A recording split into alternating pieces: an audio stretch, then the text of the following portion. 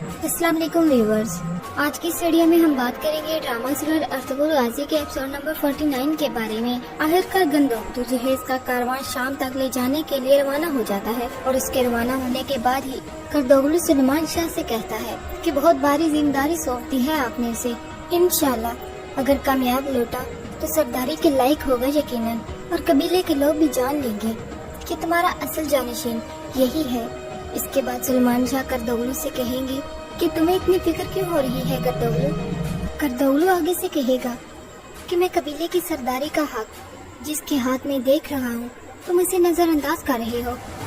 आगे आप देखेंगे खैमा खातून सलमान शाह से पूछते हैं कि आप परेशान लग रहे हैं, तो सलमान शाह आगे से कहते हैं कि जब सरदार बूढ़ा हो जाए तो कबीले में नए नए फितने उठने शुरू हो जाते हैं और उताक में आने वाले तूफान रुकने का नाम नहीं लेते, और ऐसे में लगता है कि सरदार को सरदारी खुद छोड़ देनी चाहिए।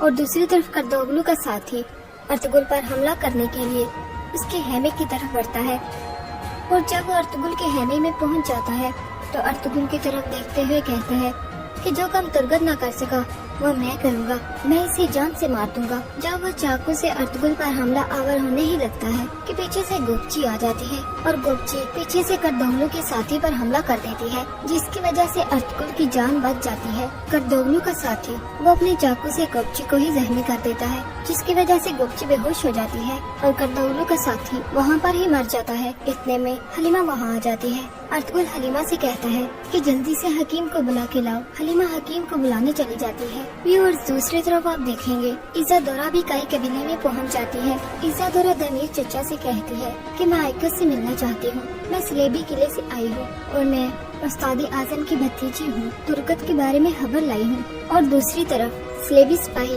उस्ताद आजम से कहता है कि आपकी भतीजी भाग गई, हम थोड़ा आराम करने के लिए रुके थे और वो अपना घोड़ा लेकर वहाँ से चली गई। उस्ताद आजम को इस बात पर काफी गुस्सा आता है और वो सीधा इज़ादोरा के बाप के पास जाता है और उसे वहाँ पर ही मार देता है। और इधर गंदोगदू शाम के एलची के पास जाता है। वो एलची गंदोगदू से कहता है कि शाम की शहजादी और सुल्तान अलाउद्दीन की शादी ये बहुत जरूरी है। वो एलची गंदोगदू से मजीद कहता है कि सुल्तान अलाउद्दीन का कहना है कि ये शादी अय्यूबियों और सल्जूकों के इत्तेहाद को मजीद मजबूत करेगी।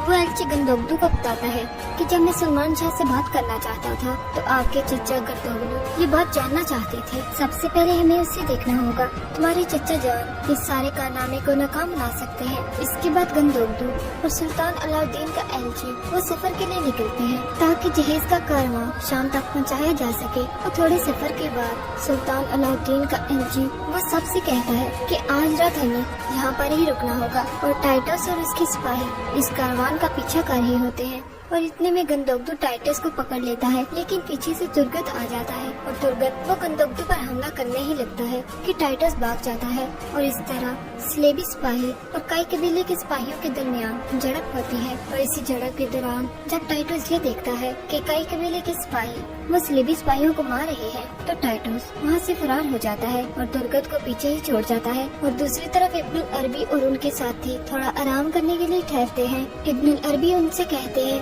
कि मैं थोड़ी देर में आता हूँ, लेकिन जब तक मैं ना आऊँ आप दोनों इस दायरे से बाहर मत निकलना। और इब्नुल अरबी उस जासूस से कहते हैं कि मैं वापस आकर तुम्हारे फैसले पर भी गौर करूंगा। और इब्नुल अरबी के जाने के बाद वो जासूस इब्नुल अरबी के मरीज से पूछता है कि इब्नुल अरबी कहाँ जा रहे हैं। वो मरीज उस जासूस से कहता है कि मालूम नहीं। वो जासूस दोबारा सवाल करता है कि कितनी देर में लौटेंगे। वो मरीज कहता है कि ये भी मालूम नहीं। वो जासूस गुस्से से उस मरीज की तरफ देखते हुए कहता है तो तुम्हें क्या मालूम है। इब्नुल अरबी का मरीज उस जासूस से कहता है कि मुझे सिर्फ अपनी हद मालूम है। और दूसरी तरफ इब्नुल अरबी वो जमात सालिहीन के पास जाते हैं। सब लोग इब्नुल अरबी को खुशामदीद कहते हैं। इब्नुल अरबी उनसे कहते हैं कि अल्लाह आपकी मजलिस में बरकत डाले और दुआओं को कबूल करे। उनमें से एक शख्स इब्नुल अरबी से कहता है कि आपका आना बाइस बरकत है। आप बेशक हमारी नजरों से ओझल थे, लेकिन हमारे दिलों में हमेशा रहते हैं।